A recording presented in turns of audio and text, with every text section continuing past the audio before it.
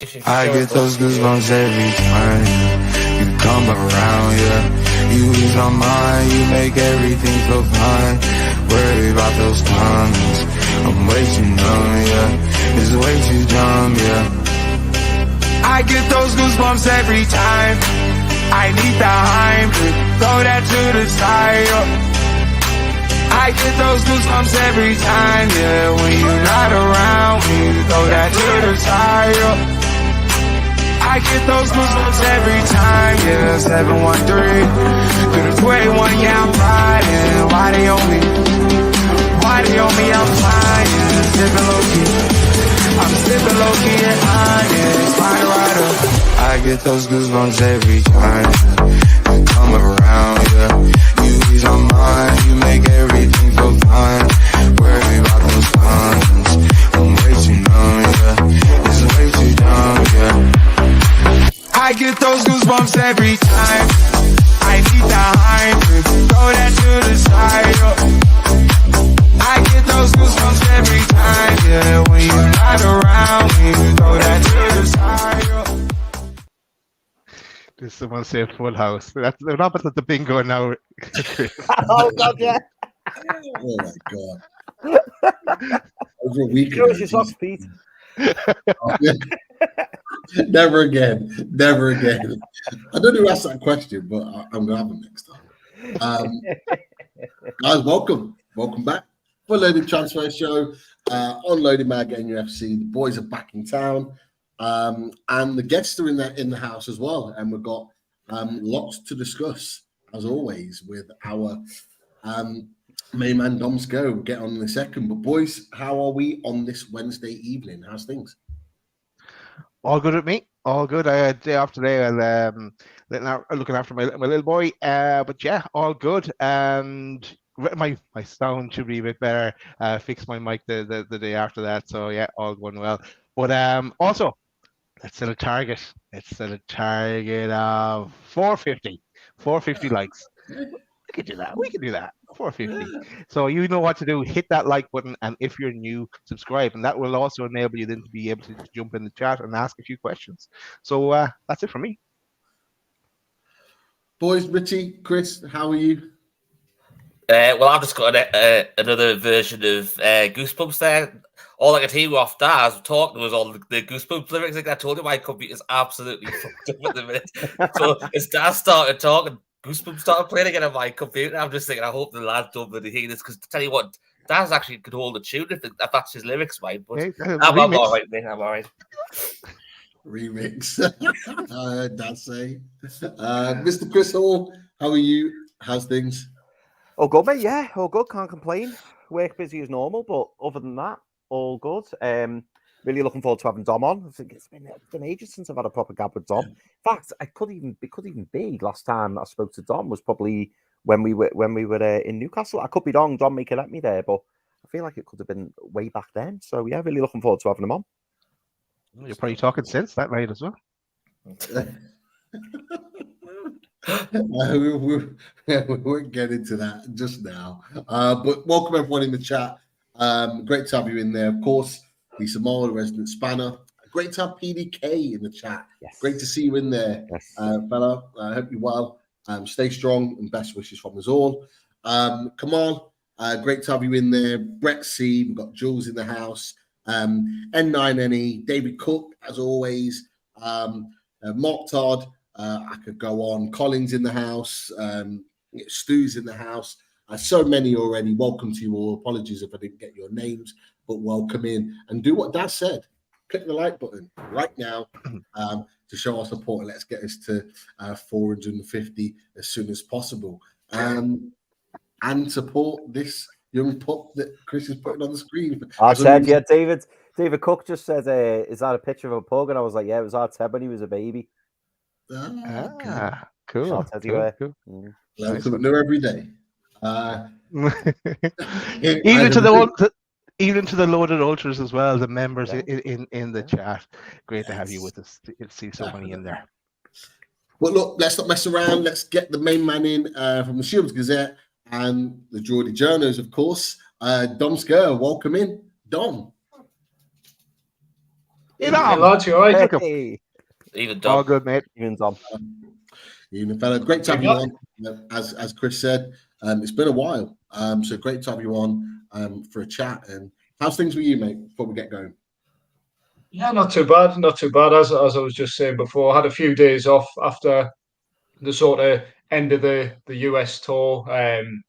Few days just break before the Salah Cup this weekend, and then kicking on with the start of the new season. So yeah, short break, just catching up with everything today on the transfer front. I know this is a transfer show, so I'm sure you'll put me through my paces and pick my brains as best you can. But yeah, so just looking forward to being back and looking forward to the new season now.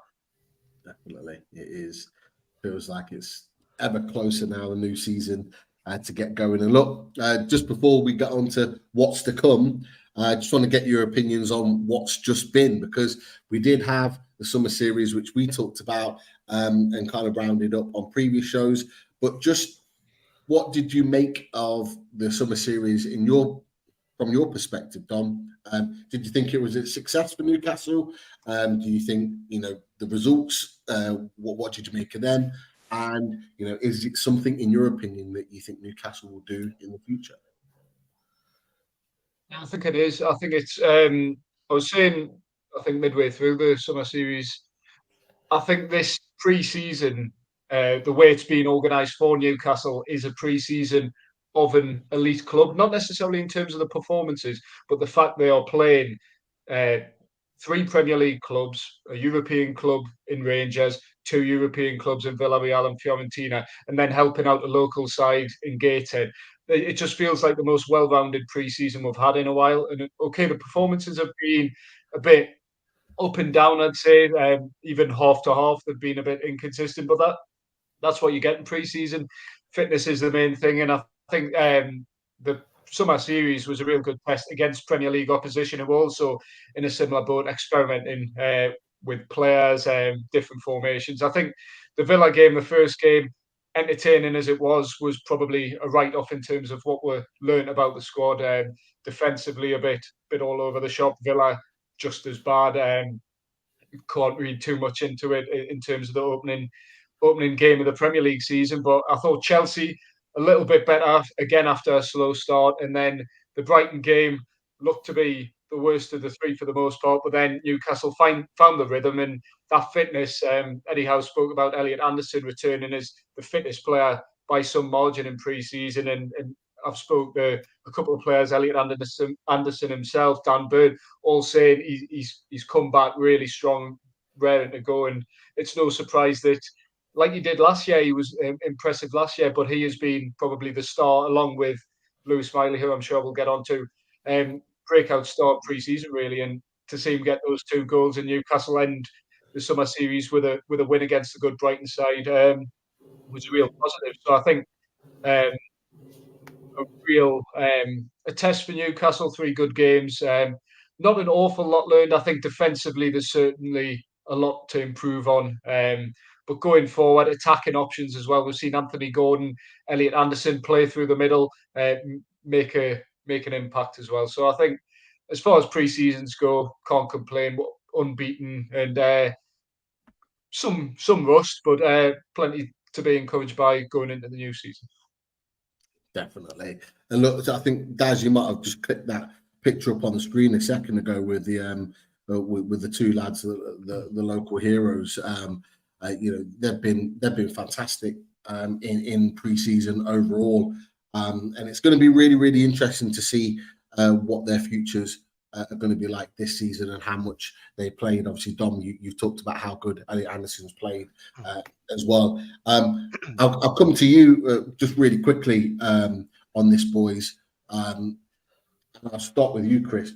Lewis Miley, is he the guy, in your opinion, that's got a future, not long-term, but this season with Newcastle? And the reason I say that is because there are some links today out with regards to Leicester making inquiry for Lewis Miley. Ben Jacobs put something out earlier on today. Do you think his future is with Newcastle this season, considering how well he's done, or do you think there'll be more attention on him as the season gets nearer?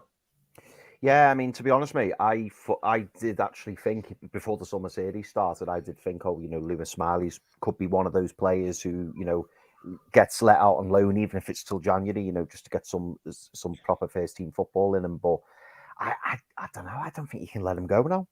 After the cameos that he's produced, and correct me if I'm wrong, lads. I'm not fully clued up on this, but am I right in thinking Lewis Smiley? He's one of the homegrown, gone through the academy players, so we'd need someone like him in the squad, wouldn't we, in order to satisfy the quota, if you like.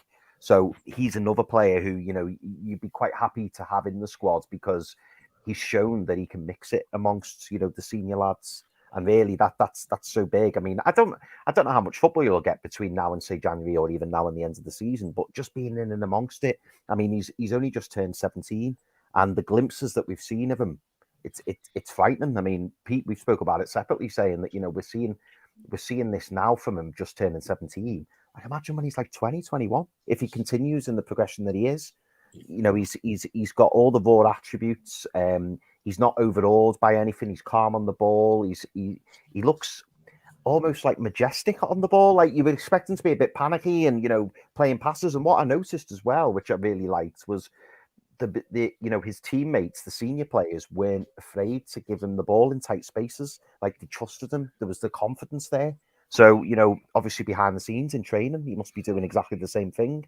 So Eddie Howe and the coaching staff must be really excited about him because for me, especially, looking at us fighting on four fronts this season, League Cup, FA Cup, he's got to be a consideration. Or, if we have a really tough midweek Champions League game and then we come up and, no disrespect, but, we come up against maybe, I don't know, like a Palace or a Luton or someone like that at home, you might think, what, let's give Tonali or Bruno a rest. Let's throw Lewis Smiley in and see what he can do. So, it's exciting is what I'd say. Definitely. Richie, Eddie Howe mentioned in a press conference recently, he said he it's not just about what Lewis Smiley's done now. He said he's been seeing this on the training ground for 6 months in this type of performance. But in your opinion, where do you think Lewis Smiley would fit into this midfield? Because he's played as a number 6, but is there somewhere else where you think he might be best suited, or do you think he will develop at Newcastle under Eddie Howe as our number 6 moving forward? He's definitely got a good possibility of it, because I think if you look at the way when he's played in that role, he's been able to dictate the pace of the game really well, which is something that's really important in that role. But also the fact especially during the summer series, some of the balls he was spraying around, he might be on the left-hand side of just in front of the back four, but he's spraying out to the right wing and stuff like that. So his confidence on the ball as well, and his ball playing ability as well. So that's what we want from people who are playing in that central midfield. You want people who are going to prepare to break lines or play progressive passes. And he hasn't looked out of place one bit. And I think a lot of Newcastle fans don't realise he's the younger of the two Miley brothers as well.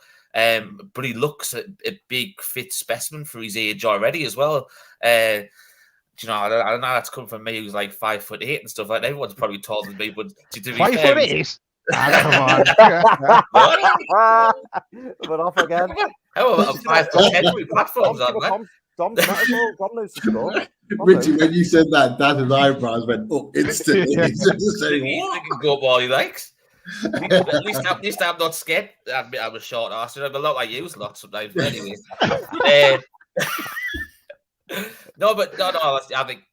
I think he's probably one of those players who's a bit like the Man City version, obviously with what we did with Phil Foden, to kept him in and around the first team squad, train with him, because it'll only enhance and bring his abilities on so much more playing with the quality of our first team squad now.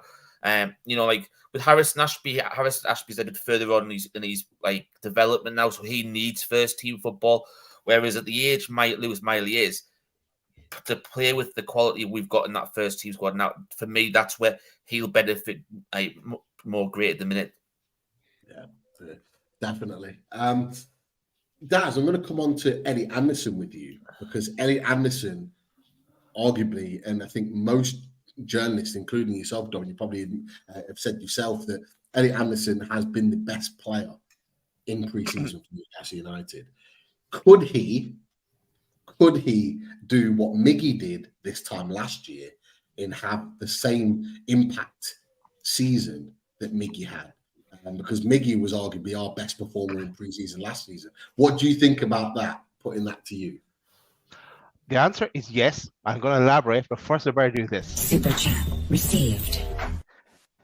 Thank you again to Colin Nicol for his donation to the channel. Colin, no question. Question, Colin. Are you really, Richie? What is your real height? Even whatever you like to have. Colin, thanks very much for the donation to the channel. Pete, to answer your question, yes, Elliot Anderson has had excellent pre-season. Like last season, he was getting bit part roles, could get cameo appearances, and I did kind of question would have been a year out and loan would have been better for him. But I think this is the year that Eddie Howe has to use him, and I've been preaching to anyone that listen that get Elliot Anderson into your fantasy football team. He's only 4.5 million, you know, and I still have to try and fit him into my own team myself. But I think it would be a bit of a surprise at this stage if he didn't start him against Villa in the first game of the season, because I know he's kind of spoiled for choice there, but he's had such a good preseason and he's really on fire. And I think I saw a quote from Eddie Howe as well that he came back to fit us from the summer, and he's where it's kind of it's stood to him, and he's been a standard performer. But yeah, he could go on and hope Miggy goes on a Miggy as well, just a Miggy next season, and we really put it to Villa and the difficult early few games we have. So yeah, I'd like to see him given a chance. Definitely, it's going to be a really, really interesting one with Elliot Anderson.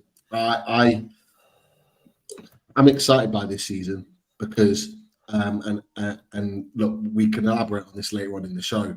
I'm excited because I think the midfield is the strongest I've seen it in a long time, in terms of genuine competition with players, particularly across that midfield three. You guys remember last season we were struggling, especially when Sean Longstaff got injured. Sean Longstaff's only played one game, and that was against Gateshead all pre-season. Yeah. I don't know, Dom, you might know a little bit more about whether Longstaff is even fit enough to play this weekend in the Salah Cup. So he's down the pecking order for me. Joe Willock's exactly the same, but we haven't missed either of them, and they were big parts of our season last season. But I'll ask you your opinions on that. We'll touch on that later on in the show for sure. But look, we'll touch briefly on this because it is upcoming. The Salah Cup trophy looks glorious. Hopefully we can add that as one of many this season to go into the trophy cabinet after this weekend. But I think, as you put this up before, as it works out, these are the fixtures for the weekend. So Nice against Villarreal. We play against Fiorentina, and then the women's game in the early evening. And then we've got Fiorentina, Nice, and then we play Villarreal in the late kickoff on Sunday afternoon. Don, what do you make of the Salah Cup? Do you think it's a good idea? Do you think it's a one-off, or do you see this being a regular moving forward? I think it'll be a regular thing the club will at least try to do moving forward. The sort of double header at St James's Park was a thing they tried out last season. Sorry, it was just not under the guise of any sort of cup competition when they played Bilbao and Atlanta on consecutive days, and they've got two good quality opposition plus Nice as well from France. So I think it's a good competition to attract a good number of fans to Newcastle, as well as give people who wouldn't otherwise get a chance to watch games at St James's Park the chance to watch a fair few and get the women's team involved as well. I mean, over the weekend you're watching a fair few games if you're attending both games. So I think it's a good idea, and it's hopefully the Welton were not rained off like we were, or almost rained off like we were at Gateshead, the only other game we've played on Tyneside this pre-season. But yeah, I think it's a good idea, and it'll be good chance for Eddie Howe to test out that sort of 2-11s that he wants for the upcoming season. Excellent. Boys, do you see, and this is open to any of you, do you see this as a long-term thing? The one that I kind of keep in my mind is the Emirates Cup that Arsenal used to do just before the season. Sky used to actually show those games. Can you see this as something that continues on, or maybe even picked up by a TV company? I think it is. It's something that I know Darren Earl said something about it, but I haven't read that article yet. But because I'm thinking about going next summer to when it's on. But I think it'll be a nice introduction to bring my little boy to. Might get 2 games of the one trip, and tickets are easy enough to come by for those matches. I've mentioned much more about tickets, but I'd like to see it continue, and it's great to have a little tournament for us to get involved in right before the season kicks off. Definitely, boys. Chris, Rich, any you want to touch on that before we move on? I just like to reiterate what Dom said. It's nice to have something that the fans can come and have a look at. 2 games, obviously, even the other teams that are involved in the tournament as well. This time, obviously, with Nice, Fiorentina, and Villarreal coming over for it. It's nice. I would say it's also looking at, you could look at potential income as well. There's a lot, Kefren Turan has been on the radar a lot this summer.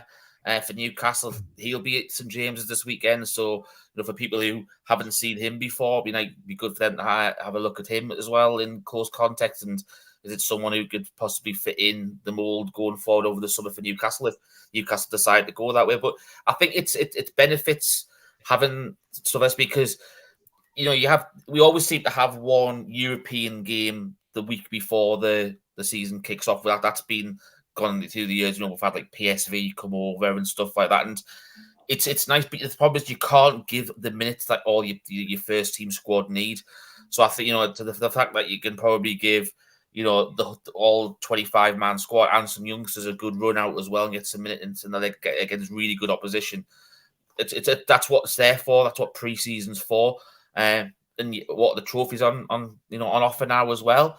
Everyone likes a trophy, especially when you haven't had one for God knows how many years. Do you know what I mean? So whether it's a friendly tournament or whatever, but it builds up rapport with these other football teams around Europe as well. If you want to start, building up the umbrella, as we keep saying, or you want to build up like loans and stuff like to other clubs or buying players as well. This is where you start to build relationships with these big clubs, which you're probably going to be playing.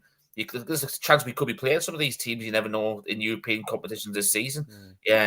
So, obviously, touch wood, it doesn't happen. We don't go out to the Champions League completely. If worst comes to worst, we drop down to the Europa League. If the campaign doesn't go how we want, there's some of those teams there will be in the Europa League this season. So there's a good chance you could be seeing them later on as well. So I think it's good, and it's good for fans who can't get tickets as well. As Daz mentioned already, there's it's the fans who perhaps can't afford memberships either as well, or something like that. They still get to go, take their kids along, have a family day out, and the price of the fact that they've kept, I think, is it £55 for both days to see 5 games of football, £11 per match. It's good value as well. Yeah, definitely. Yeah, you concur, Chris?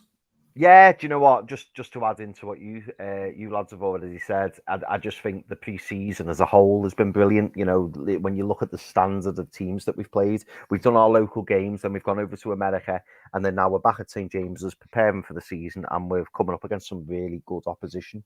And the second thing I want to say is I'm really glad we're in a proper cup competition. One where you play, everybody plays each other, and then there'll be the rightful winner of the trophy. So I am happy about that, because I'm not bitter at all about the fact that Chelsea won the summer series despite not playing all the other teams. But never mind, So no, I think the seller, on all seriousness, I think the Seller Cup, I think it is something that will carry on, Pete, as long as we have a sponsorship with Seller, that is. And I think that, if they continue to put forward such a good group of teams, it can only benefit us. Yeah, fair. Yeah, Go on, Daz. just a quick point around these kind of mini tournaments. Someone put a suggestion in. It was a bit of a tongue-in-cheek one for if Newcastle go away, they have a kind of winter break again, and they go to Saudi. Maybe they should play Saudi Select out there. Dom, you might be on your travels if something like that happens. But and they also suggested having like 300 million prize money and make sure Newcastle wins it. There's an idea as well for the club. Why not? All adds to financial fair play. It does, but yeah, imagine that, like the MLS All Stars, like they do in the States. You do that in Saudi with all those the team in FIFA then as well. There you go. But look, let's talk transfers now. This kind of links into I think the super chat we're about to put on in just a second. If you boys have seen it, now looking at. Initially is a couple of youth signings that are coming through, and the super chat that I believe is on there. It is from Dale. Yeah, Zeppi and Received. Zeppi and Heffernan are close, apparently. And the Irish transfer news. Thank you, Daz, for putting this towards us earlier on today. Following a successful trial last week. Catherall Heffernan is now expected to join Newcastle, and Kevin Zeppi is also in advanced negotiations with Newcastle. Apparently, they were close with deals with Hella Verona, and they now look to be off the table. Building a nice Irish contingent there, don't you think? Yes, Pete, as I said before on a previous show, we're not here to take part, we're here to take over. But shout out to the Irish Mags group who alerted me to this first of all. This morning I saw this, and I think Verona were in looking like they were going to have a bid in first, but no, it looks like that both of them are going to turn up at Newcastle, and it's Dan Ashford written all over this, like he's building. There's at least 4 other names I've seen that have either signed or about to sign as well. There's an awful lot of youth coming in. That's exactly what we want. And like all of them aren't going to make it. You see how Alex Murphy's already doing. It would be great to see them come in and given a chance as well, and under our youth setup, and then hopefully breaking into the first team eventually down the line. And if not, there's a bit of resale value as well.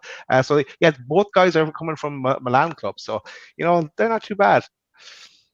Daz, I was just going to ask, a few weeks ago you said you were starting a new job and stuff like that, and there was obviously the rumours of this guy from Milan coming over to be to help Tonali settle. See where you're going here.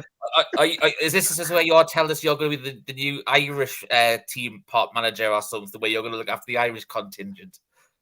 Only if they can guarantee my name comes out of the ballot every 2 weeks out for each home game. That's all I ask. Considered it wasn't out of the ballot if you were working for them, mate. I was going to say, you're working for me, you don't need a ballot. You'll still need to come out of the ballot, I bet.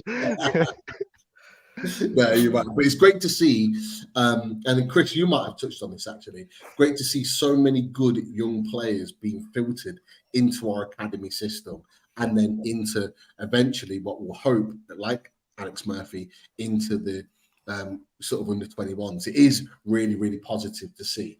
That's for sure. But we'll park that there, because we're going to talk first team football now in terms of transfers. And look, Dom, I'll come to you on this. It seems to be the hottest link that we have to signing a player at the moment, and it is Tino Livramento.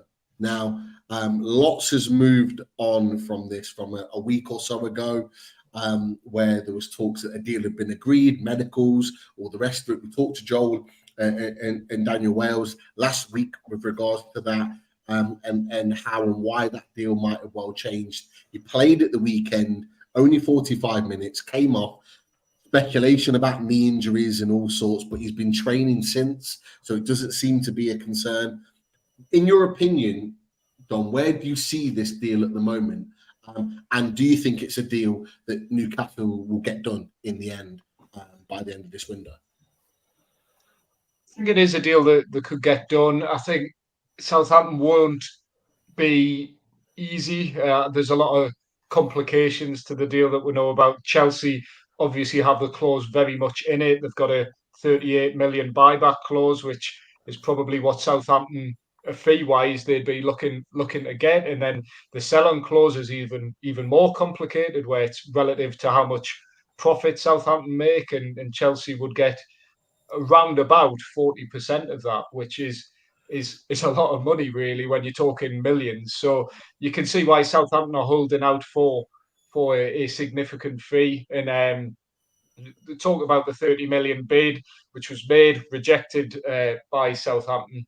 So, and that's more or less what we're looking at. Newcastle would be willing to spend. So whether they push the boat out or can be, as Eddie House said, he's used that word, creative, whether there's a way of structuring things, then I can't see why a deal can't be done. But I don't think Newcastle would push too far beyond the 30 million mark without, as I say, being creative, whether you could offer a player, things like that. We've talked, I think Ryan Fraser has been mentioned as a potential player. I can't personally see that happening, but you never know. If some deal can be agreed, Newcastle are certainly keen to get this one done.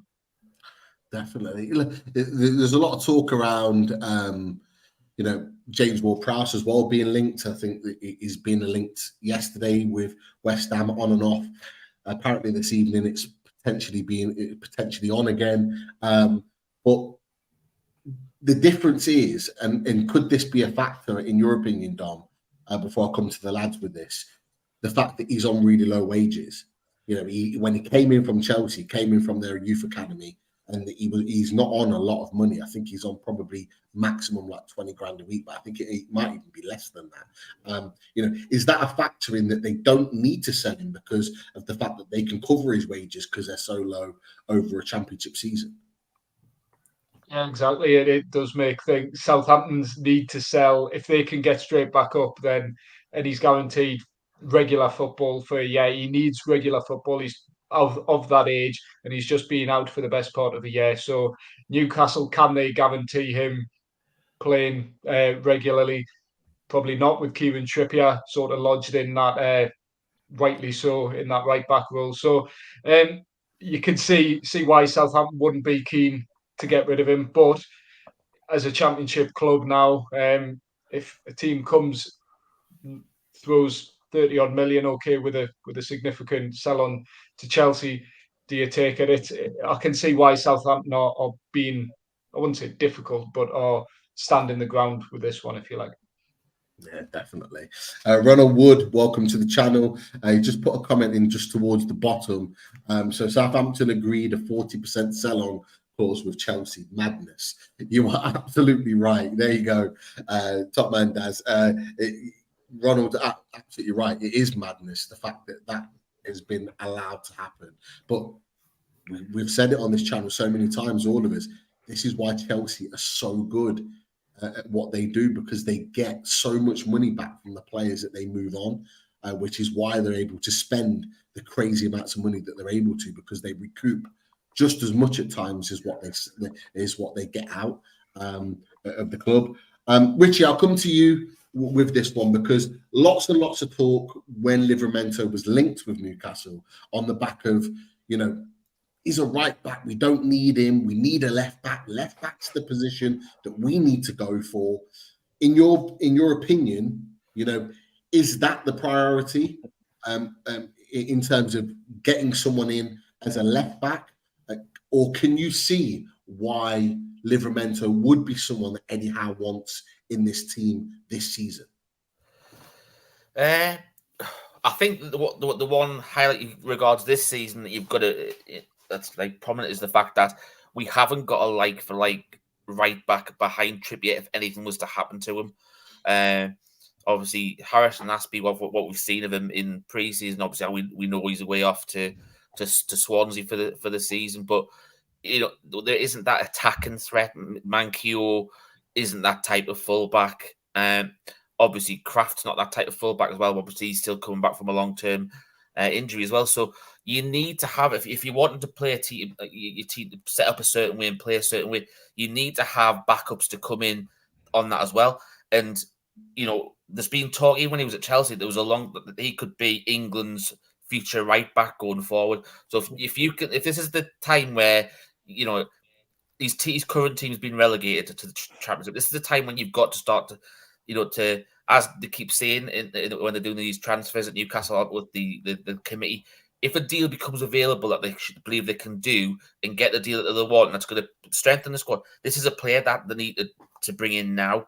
As we know, he's got the flexibility; he can play on both sides, so that's another area that strengthens the squad. Because if we have injuries, we know he can play on the left. He can be players on the right as well. He can probably play as a wing back as well. He ticks a lot of boxes, so that's why it's one of these ones where perhaps some people might be saying, "Oh, we really need an out-and-out left back first." But sometimes the opportunities come right, and you just got to pull the trigger on it. Yeah. Definitely inclined to agree with that one. Daz, will come to you because Richie's already touched on it as well. But with all the talk of Livramento coming in, does it heighten the fact that something it is potentially close? Someone just put in the chat that Sean Casey's tweeted out about the deal or the structure of the deal being agreed, and that things will move in the next couple of days. We'll definitely wait and see with that. But with it being the Ashby, and I have to say, it was eagle-eyed. I think we've all seen this from a Swansea fan. Yeah. An eagle-eyed spot there of the tattoo in a very recent trading session with Swansea, and obviously then on the right you can see him in Newcastle colours, and the fact that Jordan and yourself, Dom, have talked about Ashby being very, very close.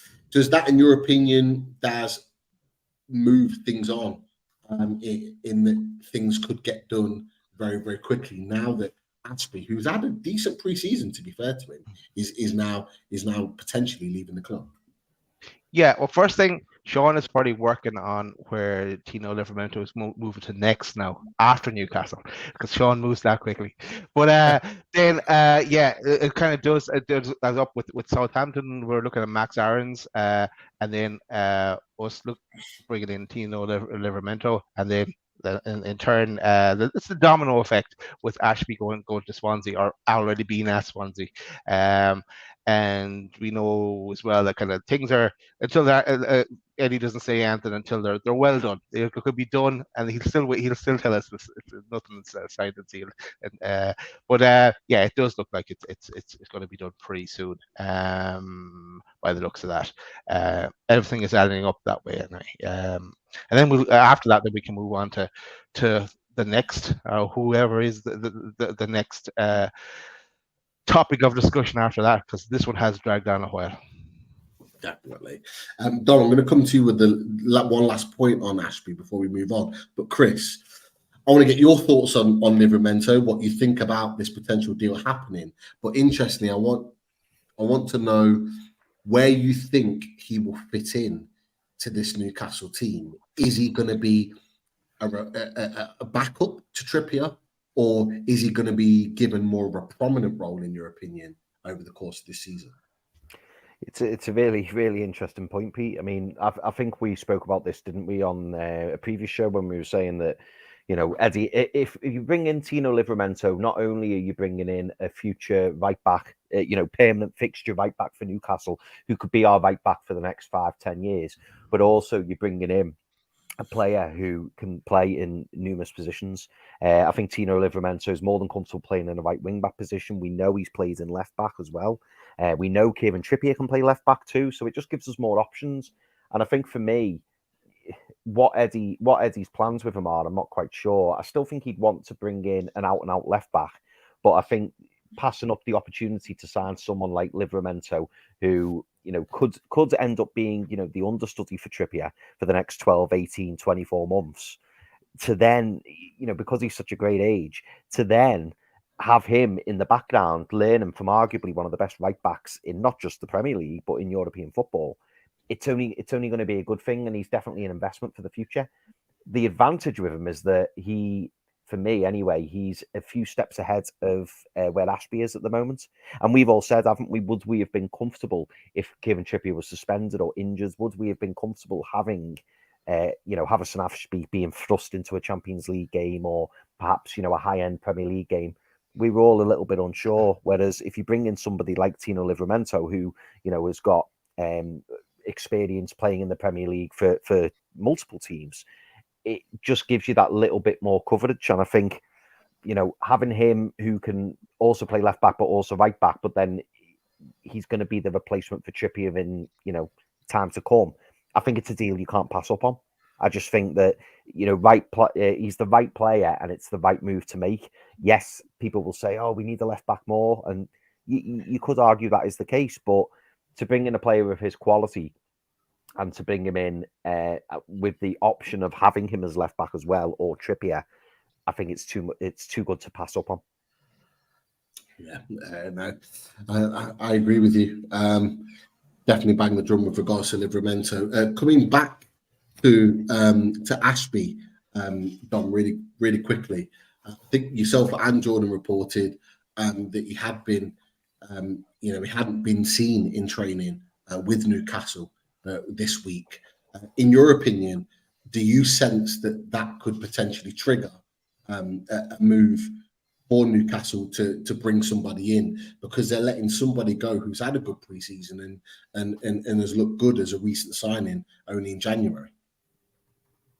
I'm not 100%. It's necessarily a sign that someone's ready to come in. Obviously, there's a connection there with the position, but the plan with Harrison Ashby was always to loan him out. It's just happened that Newcastle are also interested in getting a left back in, but also the timing of it. Emil Kraft's back in training now. He's probably still away from playing games, but Javier Manquillo had an injury issue. He's back in training, so there are right back options for Newcastle, in addition to Kieran Trippier as well. So it may just be a coincidence for me, because I think the plan was always to loan out Harrison Ashby, and I think the timing of it is just the fact the EFL, as the Championship season starts this weekend, and Swansea will want him in the building training before that season opener. Definitely want to keep an eye on Livramento. Is our strongest link right now, so let's see how that unfolds, and I'm sure we'll be keeping an eye on it on socials and all the rest of it. Just before we move on, I always like to throw in the kind of a left field opinion of a player in these similar positions. And I'm going to throw this out. Dom, I'd love you to throw in your opinion on this player as well. But Daz, Richie, Chris, Timothy Castagna at Leicester, going back to Leicester, of all players. Apparently has been of interest at Fulham and another Premier League club. I can't remember who it is. I think it's Paris, for £12 million. God. Now, Timothy Castagna was signed for 20 plus million for Leicester, and had a couple of good years at Leicester. For £12 million, would you take Timothy Castagna? Can play on the right, can play on the left, attacking as well as defensive. Would you take Timothy Castagna as an alternative option at Newcastle? When he rocked up at Leicester first, I thought he did kind of stand out a bit. I thought he looked good. I suppose dipped a bit, and that's what, I don't know. I know he's a Belgian international. What age is he though? I think he might be about 25, 26. 27. Oh, 27. Nearly there. 28 in December. Okay. Yeah, look, it'd be a stopgap kind of player, I think. I'd still go all in on Livramento, but yeah, that fee is, if that fee starts growing again, yeah, I'd look further afield. But he's a decent player. I haven't been watching him that closely in the last season or so, but I did like him when he came first to Leicester. Richie, same fee as Matt Targett last summer. Do you know what? That was when you asked the question. I was just about to turn on and say, if you look at the fees that you paid for Target and what quoted for Castagna, who would you have? And for me, I think Matt Target's done well for Newcastle. Do I think he's excelled? No. But so for me, if you give me the opportunity of Castagna and Target, that's sort of right. For me, it would be Castagna. He's as Daz mentioned, he's a Belgian international. Do you know what I mean? You're getting a quality player, and he did Newcastle a favour technically by that. He could have took Champions League football away from us. Do you know what I mean? But obviously, Nick Pope made that fantastic save at the. He could have. Perhaps he knew he could be linked with Newcastle if we were relegated. So he was making sure that we qualified for Champions League. I don't know. To be all serious, I think I think I would have preferred Castagna over Target. If you look at those sort of fees and stuff like that, it's a no-brainer for me. And to be fair, depending on how the window goes on as well, if other opportunities don't arise, 12 million's nothing. If you get him on a 4-year deal, 12 million, we know how it's amortized. It's literally nothing to carry, really. So it's possibly one to watch. You never know. Chris, I want to get your opinions. Lots of people in the chat saying, Castagna's terrible, says Ben. There's one or two others. Neil said no better than Target. In his opinion, Will has said, I wouldn't take Castagna, struggled against a lot of teams, including us. I'll put out there, and I don't know what you think about this, Chris. I'll put out there that I think most players would struggle with Daniel Amate as their centre-back for the majority of the season. Yeah. When the Leicester fans didn't even want the team, they wanted anybody but Amate, and he's having to play alongside him as a centre-back. And then you put maybe a Castagna and get alongside a Sven Botman or a Shaw, for example. It is a completely different conversation we're having. But Chris, your opinion on Castagna? I know we're comparing Castagna against Matty Target, or we have been just then. But Castagna's a natural right back, isn't he? I know we probably can play left back, but he's a natural right back. Yeah, he's right-footed. Yeah. I think. I mean, Rich is right. When he first came to Leicester, he really hit the ground running, and he looked really good. I think I don't know, at 27 for £12 million, and we say this all the time. That for that kind of price, I think you'd have to be interested. I really do, because as you lads have said, Belgian international, knows the Premier League, and if we're talking about Timothy Castagna as a left back. I would take him over Matty Target, and as a right back, I would take him over Kraft and Manquillo. But it's whether or not we shift out Kraft and Manquillo. Would I take him over Livramento? Probably not. But he would cost a considerably less amount than Livramento. But I like him. And don't forget, like you've excellently pointed out, Pete. He's playing alongside Daniel Amate, who's not even a centre-back. He's like a defensive midfielder who's slotted in at centre-back. So that's not going to help him. And I don't make... I'm not a big fan of Wout Weiss either. So that's not going to help him either. If both of his centre-backs are a bit dodgy. And then they've just brought in a brand new keeper. Well, I say a brand new one. They had... what was his name? Danny... Ivinson. They had Ivinson, and then they had Danny... Ward. Danny Ward. Yeah. So that the whole defense is just a bit of a makeshift one, isn't it? And Justin Thomas, was it Justin? No, Justin Jones. No, what's the left back for Leicester? James Justin. James Justin. Yeah, he was out for a big chunk of the season as well. So the whole defense was all over the place. Good player. And they had Lord Farquhar in there as well. Dodgy. You know what? He's now at Atletico Madrid. No, why? Yeah. What are they at? It's funny you mentioned it. I always thought of Wout Weiss as their sideshow Bob. Yeah. Lord those two own goals against Liverpool. That was him done. Dom, I want to get your opinion on this really quickly. Timothy Castagna, would you take him at Newcastle if there's rumoured it being that he could go for 12 million?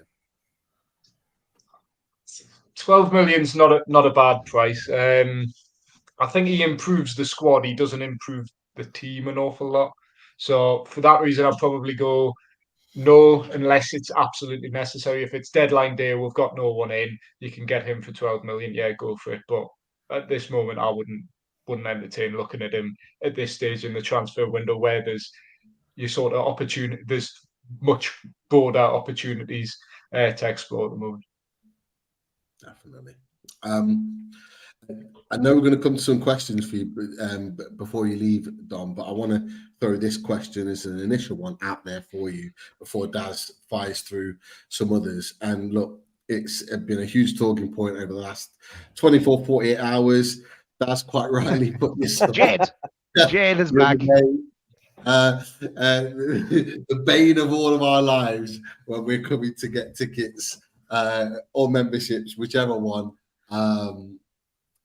But of course, the running story, the membership ballot for our first game went out yesterday and closes tomorrow. No, not tomorrow, Friday. I was thinking it's Thursday today.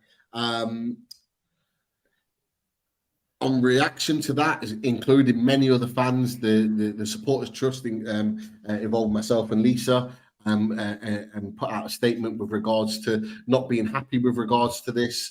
And obviously we wanted some clarity on the situation. Today looked like Newcastle had acted very, very quickly and swiftly and adjusted elements of the ballot process. I just want to get your opinions on this, Dom, from your perspective, with regards to the whole situation, how it's been handled, how it's been dealt with since then, and what you make of the ballot process from your opinion. It's a tough one. I apologize. It's a touchy one. It's obviously not everyone is going to be happy, and it's a problem the club are going to have while the demand outreaches what they've got available, the availability of tickets.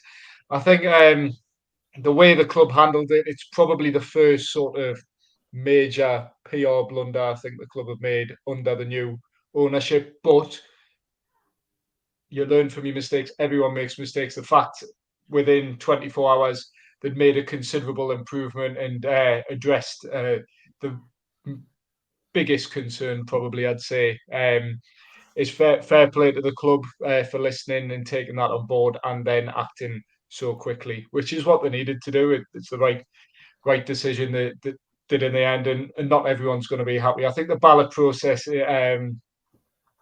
it's an interesting one.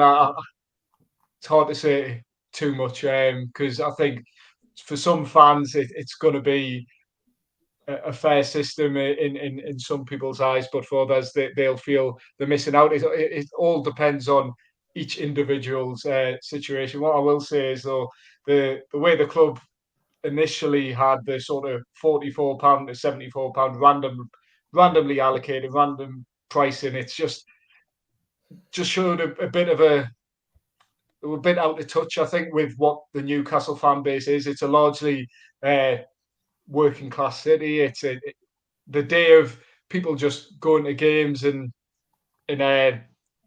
sort of saving up and paying what they can is over. Really, you have to really actually dedicate time to it. And I think the fact that people were or being told they could be paying, if you say get 2 tickets, it's a difference of, we're talking nearly 60 quid. So yeah, I thought that was a poor choice from the club, but thankfully they've addressed it. And there's still problems where whether you choose a certain price band over another price band, you potentially have different chances to get different tickets. It's a complicated process, but it's never going to be perfect at the end of the day, while the demand for tickets is so high at St James's Park.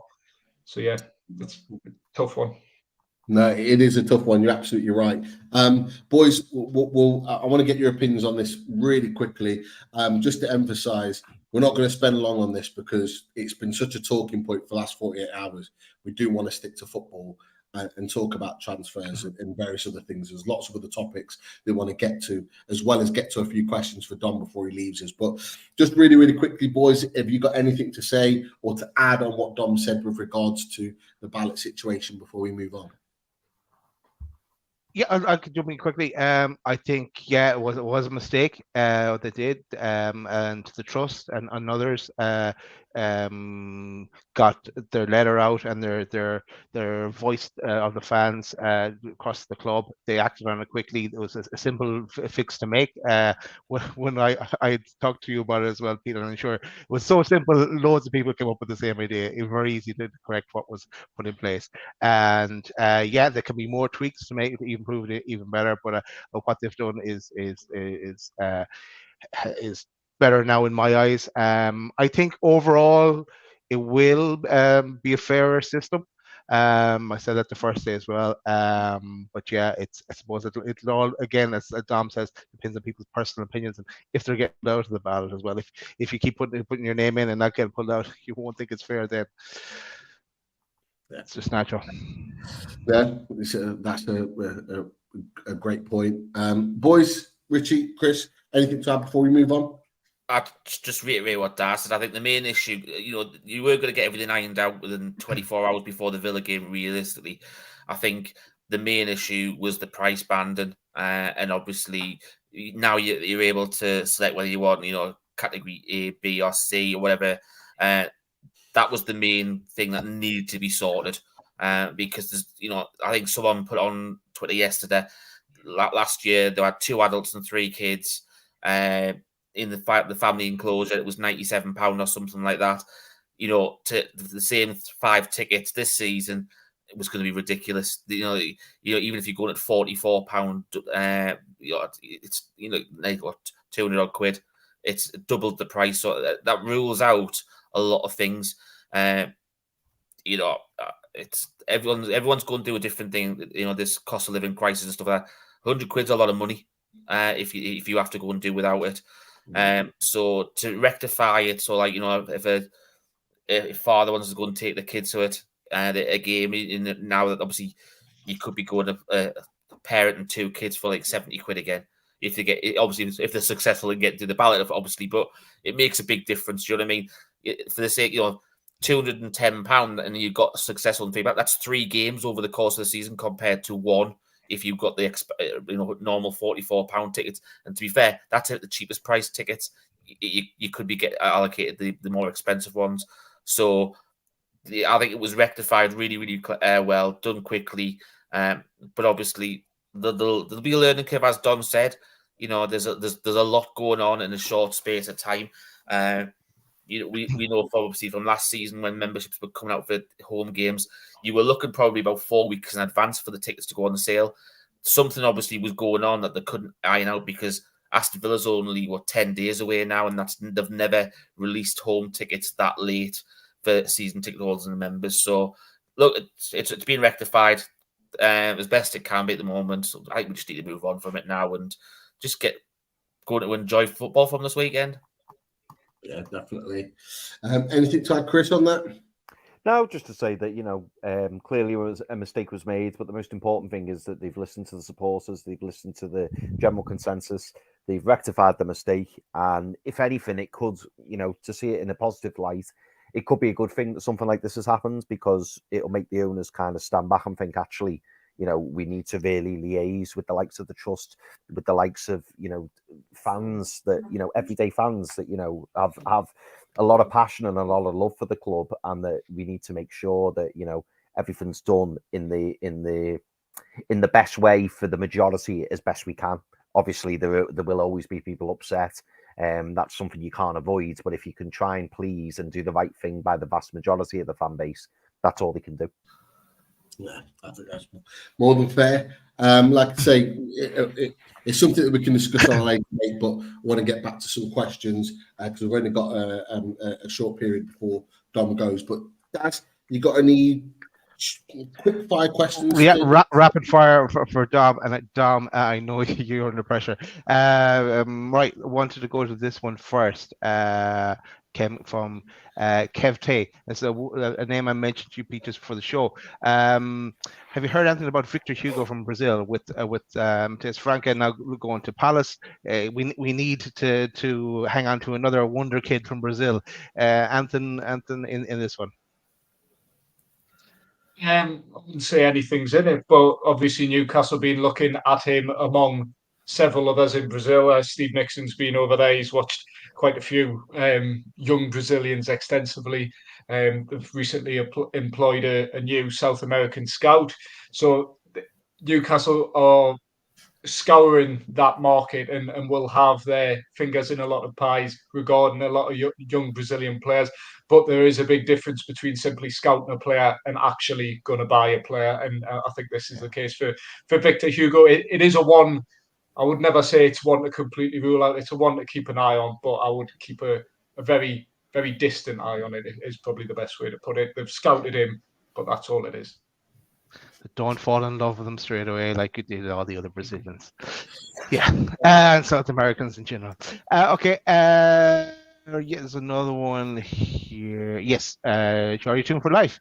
Question for Dom: is Jordy Journal still going? As the last video he put out was in black and white. Yeah, it is. The reality of the Geordie Journals, the plan was to actually start at the weekend of the Salah Cup, because both me and Jordan were on holiday in between when you knew there would be a decent gap where we wouldn't be able to produce content.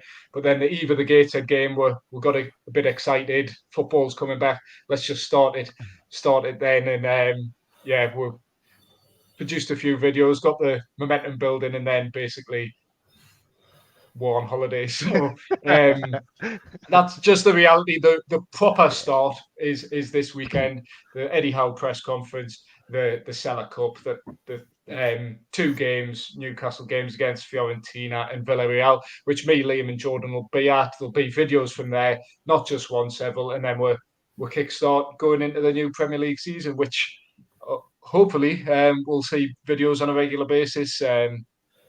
Press conference reaction, match day reaction, away day, things like that. So it's been a while, but like I say, it's my first day back today. Jordan was off last week.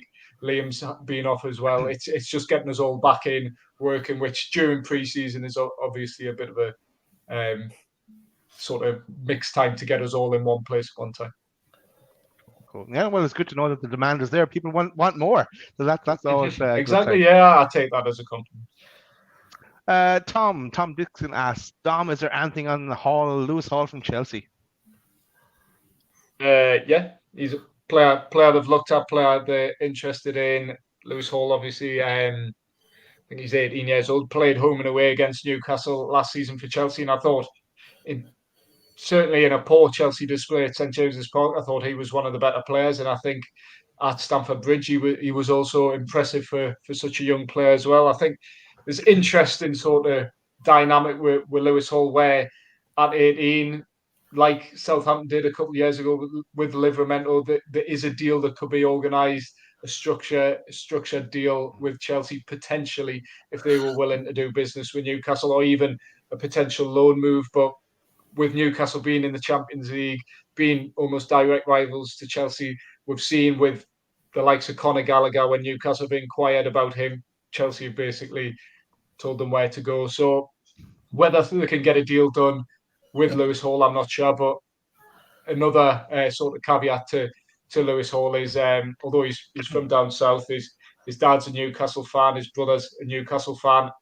I don't have it on any sort of authority that he's a Newcastle fan, but there's an assumption to be made there.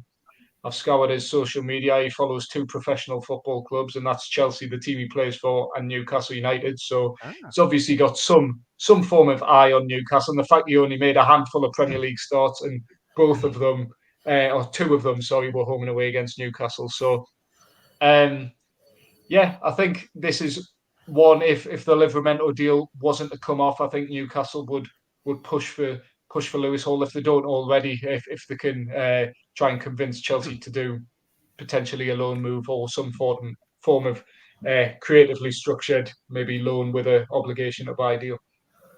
Coach, is your cousin, Chris. Sort it out. You kept that on for a while now. It is a great name. That might be a name to get on the back of your shirt, Chris. There you go. I might have to. Yeah. No, any different. Right, and I know you tackled this one today, Dom. It comes in from Stu. What about the Italian coach coming in today for Tonali? Reckon there's more Italians coming in. Surely he's not there just to help one lad out. Yeah, I'm not sure. They've obviously been linked with a few Italian players this window. It's a market they've been looking at as one where you can get real quality for relatively low value for money compared to other leagues. So if Newcastle were to make another major sort of signing of the like Tonali's sort of level, I'd be surprised. But it's certainly an interesting move that they're getting someone over there from Milan to sort of help Tonali settle, because he's been here less than a month really. So, and the Newcastle have actually barely been in Newcastle itself. They've either been on the road or training in America. So I think it's a very quick decision to make if indeed it transpires that way. But I think if you have someone you're familiar with who obviously has been in a role of sort of looking after you at your former club, that can only bode well for a new player, a young player as well at just 23, new language for him, new city, new culture. If that can help Tonali, then it can only mean good things for Newcastle, hopefully moving forward. I was going to ask from the other point of view, does anybody actually would be concerned that they're having to bring someone in to help them settle? Obviously, we hope it's like you said, Dom, where it's there's potentially other Italians coming over or players from that league coming over. But does anyone actually think of it as a concern that they're having to bring someone in to help them settle? Yeah, like I said, I think that's a very quick decision to make. Really, I feel like there would have had to be some major like sort of warning signs if that is indeed why they're bringing him in. To be fair, the weather hasn't been great for his missus while he's been in America, like. Well, exactly, yeah. That Gateshead game, I saw him in the stand not far from me, and didn't show up in the second half, as did none of the other Newcastle players, because it was just rained, poured down. So yeah, that was a welcome to Tyneside for Tonali. But yeah, I wouldn't read too much into it at the moment. But if you are bringing someone in like a team manager, say like a player liaison officer from Milan, just to help with one player who was probably been on Tyneside in total 2 weeks maybe, then I feel like that's a big decision to make, and I'm hoping. I don't think there'll be any sort of major warning signs so far. I think Tonali, based on what Eddie Howe said, not that he would ever say a player's unsettled, but based on what Eddie Howe said, he seems to have fit right in to a new environment, given the circumstances of, like I said, doesn't know the language, and he's still a young lad getting used to a new country and a new club. I was just going to add, it could be the other side of the coin as well, because we know this summer with Maldini leaving AC Milan, their staffing is pretty much fallen apart. To be fair, the club has fallen apart in terms of its structure. So it could well be that Tonali has encouraged Newcastle to pluck him out of AC Milan because he has significant quality. So you could look from the other side of the coin as well, and bringing him over. It could well be that we're taking a really good staff member, someone that can offer something at Newcastle internationally, into the team. Now, a lot of big clubs have done this. They pick big staff members from other clubs out there because that particular staff member could improve as European nights in Champions League. They might have certain knowledges and qualities that we might be able to benefit from. So it could. I'm trying to put a positive spin on this. It could well be that we're taking a really good staff member away from AC Milan and benefiting us, as well as benefiting Tonali, because Tonali knows him. Who's to say that Tonali hasn't recommended him? It could be the other way. Could be either, but it's definitely a good point, Richie, and something to consider from both perspectives for sure. Last question for Dom, because I know Dom has to go, and he stayed longer than he had intended. But Dom, this one I'm going to go to Neil's question. All right, Neil, how are you? Dom, do you think there'll be another big signing that the club are pursuing under the radar, or will it be squad fillers now? That's the big question everyone has on their mind between now and the end of the window. I'd like to think so. I think it's hard because all the information I've got, everything that's come out of the club or from people connected with the club would suggest no. There's probably a Livramento type level signing, but probably not another Tonali 50 million plus type signing. But if you asked me that question 12 months ago and about Alexander Isak, I would have also said no, because all the noises from the club would be like, no, we'll look to bring a striker in, but not a £60 million striker. So Newcastle have always sort of undersold what they're going to do, which is a positive sign. But Eddie Howe's spoken maybe a bit more intensely than previous windows about how strict the budget is and adhering to financial fair play. The budget, again, I'm just relaying what I'm told, around £80 million plus what they've recouped from player sales, which is I think 15 million for Chris Wood, 23 million for Alan St. Maximin. So there's still a bit of wiggle room, about 30 million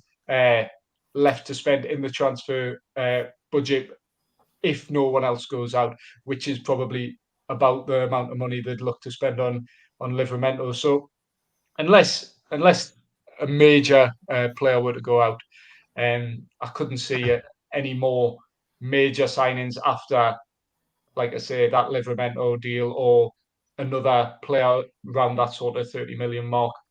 But we've been wrong in the past. All I'd say is this season, it seems the noises coming from the club seem a bit more strict and a bit more, we will stick to our budget, because they overspent last summer and they weren't intending to spend much in January, and they still ended up shelling out 45 million on Anthony Gordon. So we'll see how things play out, but I wouldn't expect any major Sandro Tonali, Alexander Isak level signings. But if I'm here in a month's time and I'm wrong, I'd be a happy man, because the squad will be better off forward. You're saying there's a chance, Dom. That's all I wanted to hear.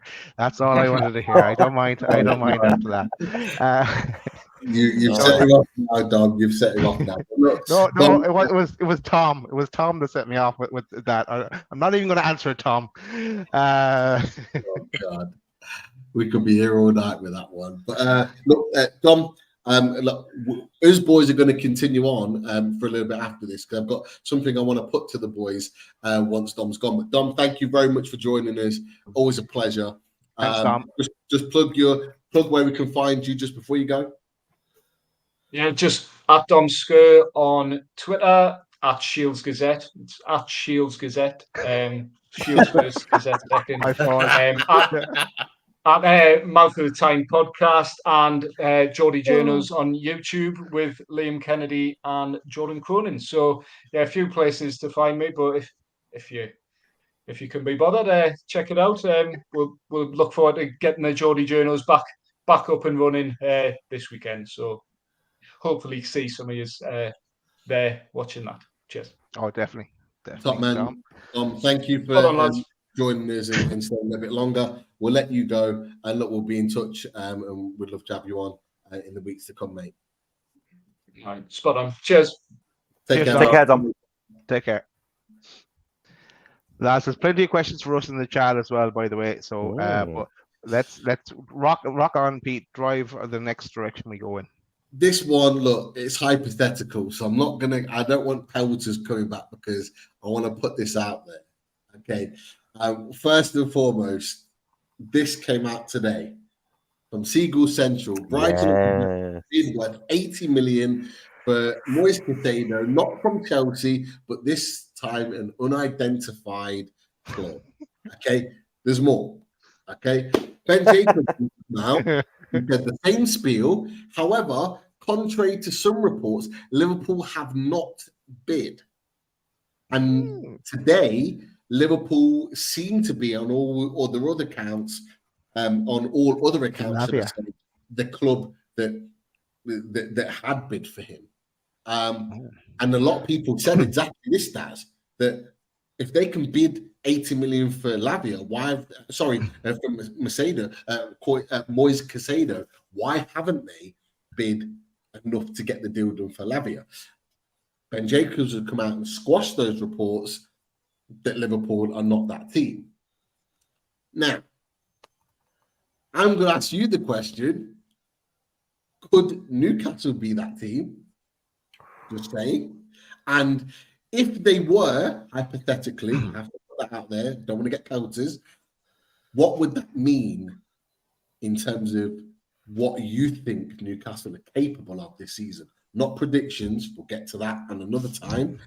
But what do you think that could what do you think that could do to our team by adding someone like Moise Caicedo? We'll go around Robin, Daz, Richie, Chris. We'll go around in that order. Well, first of all, I mean that Dom was wrong from 5 minutes ago because he didn't think anyone coming in. It would be amazing. And he is at great age, definitely, Moise Caicedo. But no, I'm not going to get my hopes up on that one. He played well against us, and he did a job on Bruno as well, if I remember. So he's a great player. Dan Ashford will know all about him. He'll know as well if he's worth that money or not. I can't see it being us, but I'd hope I'm wrong as well on that. Bring him in. Richie, what are your thoughts? I've got to agree with it. I'd love it if it was us. I don't think it is us. It wouldn't surprise us if it was. Obviously, the teams that were mentioned there, obviously, they've ruled out Chelsea and Liverpool. The only other one that you could possibly link it to is Arsenal, because obviously they went for him in January. And there was still a lot of rumours afterwards saying that they were going to go for Rice and Caicedo. So you never know. In the way that they've been spending money this summer, you never know. It could be a possibility, but we'll see. I don't think it's us. I'd love it to be us, but I don't think it is us. Chris? In short, if we were to get Moise Caicedo, I think we'd have to all get a little bit excited, because we keep talking about the need for a number 6, and he's arguably one of the top number 6s, not just in the Premier League, but in Europe at the moment. The fact that Brighton, what was it I read the other day? I couldn't believe I was reading it. It said on Sky Sports News a couple of weeks back that they rejected Arsenal's 80 million. No, was it Arsenal or Chelsea? It might have been Chelsea. Arsenal, Chelsea, whoever it was. They rejected their £80 million bid as out of hand. And I was thinking, out of hands? How much is it you're wanting? So, I mean, like Richie, it probably isn't us. I want it to be us. I really, really do. But if it was us, Pete, you'd have to start getting excited for me, because then you're bringing in a top level defensive midfielder, old-fashioned number 6, who can also play right back, by the way, which we've seen. Yeah. So we'd be bringing in someone like him, and then imagine Caicedo, Bruno, Tonali. That you could argue, and I've seen a couple of videos on this week. You could argue that's pushing to be the best midfield in the Premier League. It's really, really pushing to be the best. I mean, Rich, you said before, didn't you? We know it's not Chelsea. We know it's not Liverpool. It's not going to be on United, because he's not getting a game ahead of Caicedo. Ahead of Casemiro. Get ahead of himself. He can't get ahead of himself. It's not going to happen. I couldn't say his name earlier. So I don't know why we're getting so confused. It's probably because we're just all in complete shock, Pete. That's what it is. We're all just salvating at the fact that it could be him. So he's not going to Chelsea or Liverpool. He's not going to go to Man United. I don't think Man City are going to bring him in. I wouldn't have thought. Could be wrong. But Luton, yeah. I think they've got to worry about sorting the stadium out first. I was going to say, in exchange for their whole stadium. So yeah, looking around, I mean, you think, it could be Arsenal, but are Arsenal really going to pay what? 195 million for Rice and Caicedo? Can they do that? Stu, it says here, West Ham. Could it be West Ham using the rice money because they've pulled out of Ward Prowse? Casado wouldn't go to West Ham. He'd only go for me. He'd only go to a Champions League club or one that's capable of qualifying for the Champions League. It's sidestepping, isn't it? Because they're both in the Europa League. It's not even a sidestep for me. I think Brighton are ahead of West Ham now. Yeah. I would agree. Agree. Yeah, I think it's a top 4 club or Liverpool, Chelsea has to be. Yeah, that was my thought. It's a process of elimination. Tottenham don't spend that sort of money anyway, and if they are, they're gonna need a striker. Unless, I was going to say this because it's Kane's on the way. They've got some money to spend. Yeah, they are, but they need to replace. They need to replace with a striker more than anything else. Rather, they do need a midfielder, but I don't see them spending that sort of money on a player. Villa have apparently triggered the release clause of Tyler Adams tonight or today, 25 million. Why they need another central midfielder, I've got no idea. They've got Boubacar Kamara, and they're paying a fortune for wages. Yeah, I don't know why they're doing it. They've got so many players, but like to add Casado to that as well, I've got no idea. It definitely isn't Villa. Obviously, Brighton want to keep him, of course. But then you go through the teams and you go through Liverpool that are looking at Lavia. Have Liverpool got 80 million plus to spend on him? I'm not so sure. I wouldn't say it's off to not spend 75 million on Dominic Szoboszlai. I wouldn't have thought. No, and exactly. And they've not got the Champions League money to benefit them as well because they're in Europa League. So they've lost money this year on the back of that. You then throw out, and you boys have touched on it as well, Arsenal fans and Potts, one of them wants Casado and Rice in the same team. I don't think they've got the money to do that personally. And they'd have to seriously sell players, which then could bring up the Kieran Tierney conversation and maybe one or two others potentially leaving to supplement that. And Pete, just to add in as well to what you're saying, do Arsenal need Casado? Because for me, Casado and Rice are very much sitting midfielders. Yeah. So are they going to sit with two and have Ødegaard's just in front? Or I just don't see how that fits. There was rumours about playing Rice as a box-to-box. I don't think he can do that. I don't either.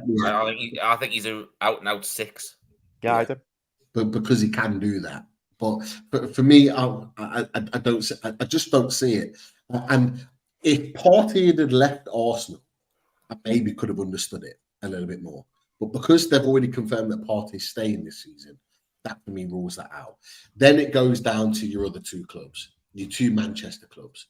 Do Man United need another midfielder in there that does that role? I don't Probably think so. not. But if they get rid of McTominay and Fred, who are both linked to leaving the club, you could potentially see that. Man City have always got the money. They've always got the money to sign a player like you. But the one thing that was talked about in some of the comments that I hadn't really considered is that not only can he play centre midfield, but he can also play right back. Now, we know at St. James's Park, he played right back and not very well. He got destroyed down our left-hand side. Time and time again at St. James's Park, but he can fill in that role and he has done it well in other games. So that's then a conversation, but it's also then a conversation for us is that he can play number 6 for us, but he can also play right back. So does that then separate the Livramento deal and we're going to go in big for a centre midfielder that can also cover in there when needed? I don't know, but there's a lot of chat before about Livramento in the chat when Dom was going to the questions about people saying Livramento can play a lot further forward as well, and there's a potential that he could play as a right winger or right, because obviously he can already play right wing back. Obviously, we've seen Jacob Murphy do it. He's been very versatile down that right hand side.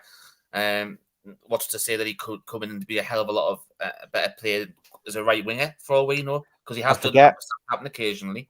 I forget who said it, Rich. It's a great point. I forget who said it, but somebody within Southampton, I read this somewhere or somebody told me, said that Livramento is basically the next Gareth Bale in that, fantastic wing back or left back, right back, whatever you want to call him. But they can see his future further forward, and we see what he's like. You know, he's so quick, gets forward, and when he does get into those attacking positions, which we've seen against us, he looks particularly dangerous.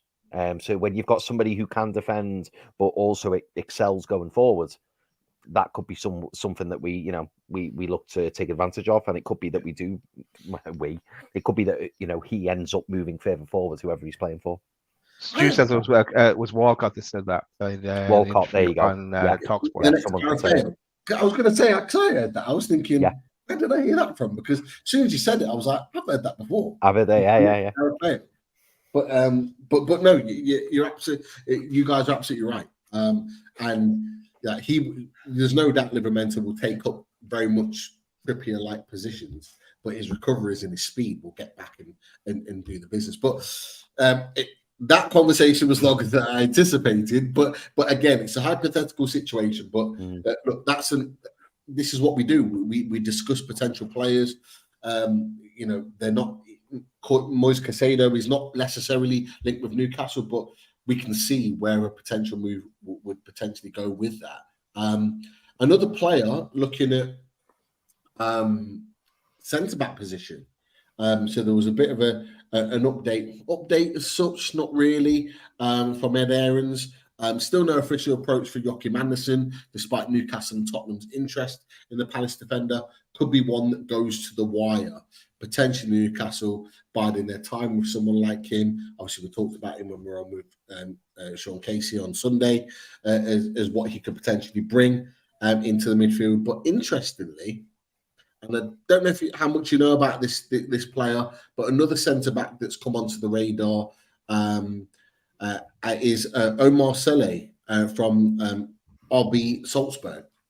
So Red Bull Salzburg, highly rated youngster. I had this particular link way back for the show on Sunday, but we didn't get to it. However, highly rated youngster admits Premier League excites him as Newcastle and Everton track defenders. Now, I'm sorry, Chris, if Lisa's listening to this, but if you're looking at Newcastle and Everton as potential clubs, and there's only one winner here. However, the Gallagher report, Chris, I know you've followed them as well on various other things that we'll discuss before we finish. Ben Jacobs says, I would keep an eye on the player at Salzburg, Omar Saleh. He's on Newcastle's radar, and he would like to play in the Premier League. Early 20s, is actually 23, 6'4". I didn't realise he was that tall. That's a name Newcastle have on their radar. So an interesting player. I don't know if any of you boys, I've seen a little bit of him, not a lot. I don't know how much you boys know of him. What do you think about that potential link now that looks like, and I'll just throw this up just while it's here, if I can find it, Jean-Claire Todibo is moving on to Juventus potentially, or Juventus are certainly looking at him. I know, I think it was Daz, I think you put this in our chat earlier with regards to the Juventus link. So, now that seems to be by the wayside, or could it be, as Chris put in the chat earlier, could it be that he's odds on for Juventus? But going back to Omar Saleh, what do you think, boys, about him? Do you know too much about him or not? Well, just on Jean-Claire Todibo first, because because Man United were looking at him about 2 days ago as well. Apparently, that was a rumor as well. But will he rock up for the Stella Cup? That will be the question as well in Newcastle at the weekend. But yeah, back to the other guy. There's normally they switch between Red Bull teams, don't they? He's at the Austrian team at the moment. So, but yeah, apart from putting him on the poster behind me, no, I don't know an awful lot more about him. Please say the truth.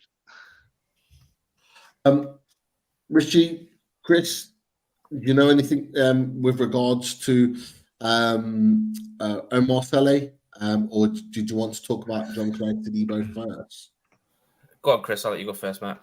I was gonna let you go first, Richard, because I'm currently sofa scoring. That's all I've done it. He's done it. He's in there. If Chris, go on, I'll go on. You upload it, mate, because obviously we can talk while you're uploading it. But if I will actually look at the diagram that Chris is going to put up, and I've compared him to Fabian Schär. That's exactly what I've just done. That's exactly what I've just done, Rich. If you actually, when Chris puts it's good. If you actually see the defensive side of the ball, he's very, very similar, but he's actually more progressive technically than what Schär is. Obviously, we know how good a ball Schär is technically as a centre half. Obviously, the long balls, he's comfortable on the ball, bringing it out and stuff like that. The progressive passing as well. And he's actually an upgrade in that department. But everywhere else is very, very similar to what Schär is. So obviously, he's 23-year-old French. I think he's played under 21s for France as well. And to be fair, the Red Bull academy that they've got from Salzburg, Leipzig, it's one of the best in Europe. You look at Haaland was there as well before he went over to Dortmund. There's a lot. They've got a really, really good. You look at Benjamin Sesko. We went to him last year. He was at Salzburg before he went to Leipzig this summer. They're a really, really good development team for young players.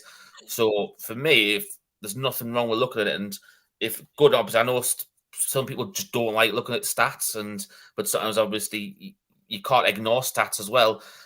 He's still young, as I said, 23, as Chris would say, great age. He's tall as well, 6'4". There's nothing really to like. Could you imagine a partnership with him and Botman at the back? Yeah. Isaac in attack. I know. We're going to win the Premier League. Yes. With Moise Caicedo as well. So that just to feed into what you were saying, Mitch. That is. I love that you're looking around the picture, Chris. I know, like Mitch. Just so you know. All right, Chris. Yeah, I've seen that. Hey, boys. There you go. There you go. Doing the wrong way. I'm going to get another one while you talk. It's if you see it, just going off the diagram there, the technical side of it, you can see that's everywhere else is pretty much a mirror image of each other, but the technical side of it, so that is higher than what Schär is, but. At the end of the day, it's a younger, bigger, better upgrade than what Schär is. Is that over this side, Richie? This side, is it? Yeah. This side? Yeah. That's the one that's like up here in this corner. I don't know. This side, though. Too many arms. No, it's not over that side, Pete. No, forget about it. No, the defensive stats are good this side. Yeah, but the one at like the top, the Twitter's technical eye, so it's like pointing towards Daz's head. But interestingly, I've just still the chat for just a second. Craig Lee puts an interesting point in there. I want some pace in our back four. We need recovery pace when we get caught by runners or the ball over the top. And he's also put whoever's quickest and passes best will do for me. Now, the one thing for the little bits that I've seen of him, like I said, he's not just 6'4", big tall lad. He's strong. He's strong on the ball as well. He can play a pass. He likes. You know what's interesting for me, and I don't know whether this is a good thing or not. He's a risk taker. He likes to play risk football. So he'll do moves on the ball that could either turn out to be worldy moves that opens up space, or it could be another Axel Disassi in that he does moves that could cause problems. But he's not had, obviously, Austrian League is a little bit different. He's not had too much, too many issues, should I say, with regards to that. But he's a big, strong lad. He can get about. He has got a turn of pace to get back in and recover. I'd like to see if he was to come to the Premier League, how he would handle that in a top league. No disrespect to Salzburg, but in the top league. But there are elements of what you can see from him in the way he plays that, as it says on the stats, are very, very similar to Fabian Schär. But he has those things that Craig Lee talks about. He's got that pace. He's got that recovery. He's big and strong. He can get back in there, out muscle. But Chris, what were you going to say? I've got an interesting comparison for you. I don't know whether this is where you were heading, Pete, but we have a comparison of Soleil versus Todibo. Oh, good idea. Soleil is in the green and Todibo is in the blue. Oh, yeah. There you go. So he does beat him on a few stats there. So again, Very, very interesting to see.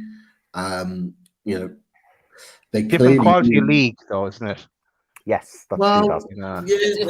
that's The a thing fair you've got to point. look at as well, though, the difference is, I've just obviously looked at the solid. He came to the academy at Lyon, so we know how Lyon are really good at producing good young players. He's got 4 years' experience at Salzburg now.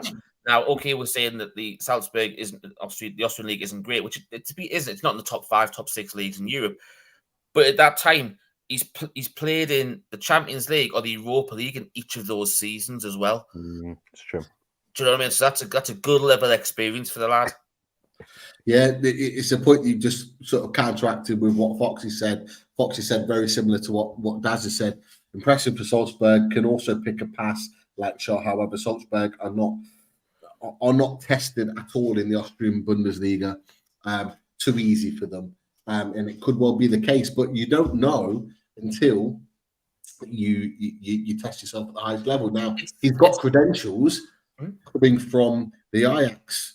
You know, he didn't originally come from not Ajax. Sorry, what am I about? From Lyon, and that's where he came from originally.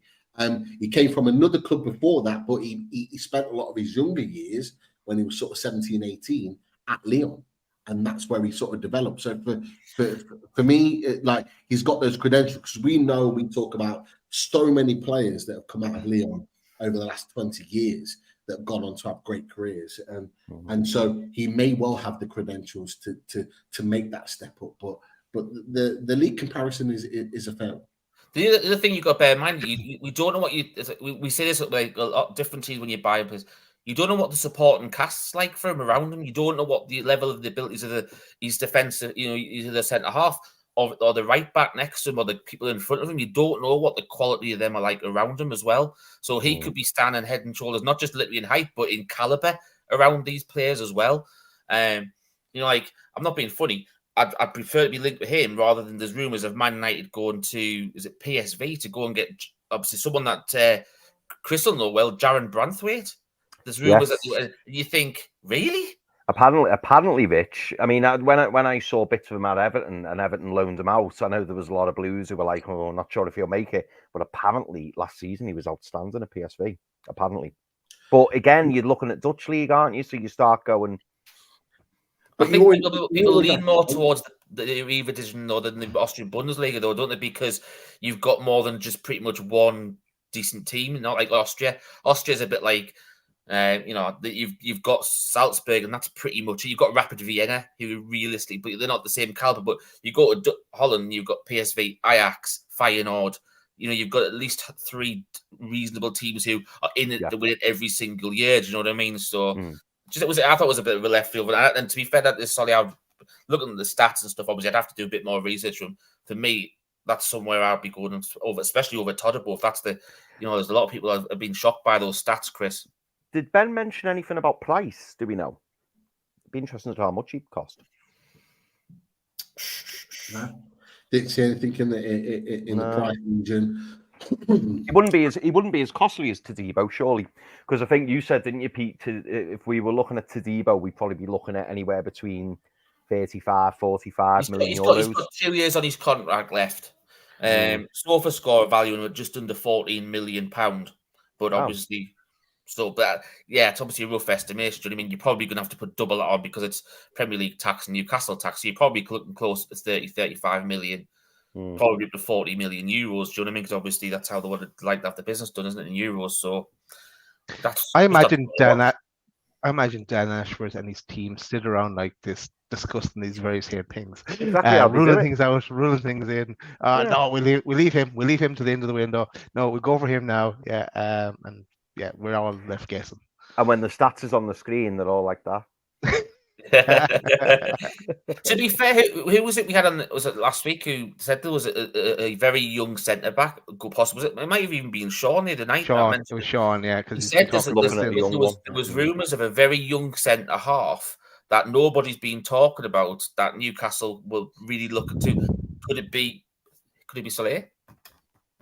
I think, do you know what though, lads? We spoke about this, didn't we? Because we were saying a few weeks back, I forget who we were talking to, but I think it was one of the journos, and we were saying, weren't we, that You know, we're either going to bring in the likes of a Joachim Anderson, who's going to come in and replace Shah, and you know, Shah will be the understudy. Will he like it? Will he not? Who knows? Will Lascelles goes? Will Shah go? Whatever. Or we're going to bring in a younger centre half who's eventually going to take over Shah, but he's going to apply his trade, learn under Shah. You know, he'll get cup games, bit like Livramento under Trippier, a bit like that. So for us to be linked with a young right centre back doesn't really surprise me, because if you can bring in a player now who's young, because you're buying more for potential rather than actual end product, and he's someone that you can work on and coach and improve. That's where I see us going. I mean, you can see already since Eddie Howe and the new owners have come in, we're actively looking to reduce the average age of the squad, aren't we? Because we're trying to buy loads of great ages. So it wouldn't surprise me at all if we were to go for the younger centre half. So to be linked with him is probably quite natural. I just thought it was quite interesting that Ben linked us with him, because Ben's not normally the transfer guru. We normally go to Ben, don't we, for our Leicester links? But for him to bring that player up, I just thought that was quite interesting. You know, Pete wanted to discuss this tonight, and I thought it was an interesting link. Yeah, and I know Pete had that on the system on Sunday night before Sean was on talking about a young defender. So maybe we should touch on a few of the comments, guys, because there's a few things we can revert back just to again. Finish off there, I've just had a look at transfermarket.com, who everyone seems to look at evaluations. They're going at 17 million euros. That is his valuation. So you're probably looking close to 30 million euros, I'd reckon, then, realistically. Yeah, 25 million. 25 million will get him through the door at any club. With Sesko and various others, they're going to want to make their money. That's for sure. Sorry, guys. Or he'll do what all Salzburg players do, or half decent ones. He'll just join Leipzig. Yes. and then go for a crazy fee in 2 years' time. Yeah. Right, a few shout outs. Shout out to Bill Ashby, first time catching one of these shows, usually live. Usually you listen on the podcast. Welcome, Bill. Thanks for listening and watching, and I'm sure you're already a subscriber. You are, because you've got this comment in, so you are a subscriber already. Also, Dale asked the question earlier about how to become a member, and asked it to Lisa, and Lisa did give Dale the directions. Yes, there's a join button, only accessible on PC, but it's on Android phones. Not sure if it's on iPhones, and they'll allow you to join and get in the member draws and so on and so forth. Shout out to Ian, our Darrington fan, Ian Barron. It's his birthday tomorrow, fortnight birthday. Happy birthday, Ian. Also, shout out to Dave Shepherd, who loves modeling his new away top, and for that he won in that members prize draw. So nice one, Dave. Should delete some of these as I'm going, so I know what I've left. This is a good question, and I wonder this myself. From 1981 I can't make the games of the weekend. Does anyone know if NUFC TV is going to be showing the matches? Anyone know that, lads? I think it is NUFC TV, isn't it? It probably will be. They tend to announce it on the Thursday or Friday, but they'll be wanting to try and sell as many tickets as possible first before announcing. So I'd imagine they might even wait till the Saturday morning to announce it's going to be on the telly. And to be fair, you never know. If you've got a dodgy Fire Stick or something, you'd be all right anyway. Don't know anything about them, Rich. No, that's Rich. That's I don't have a dodgy Fire Stick. No, I have a dodgy TV.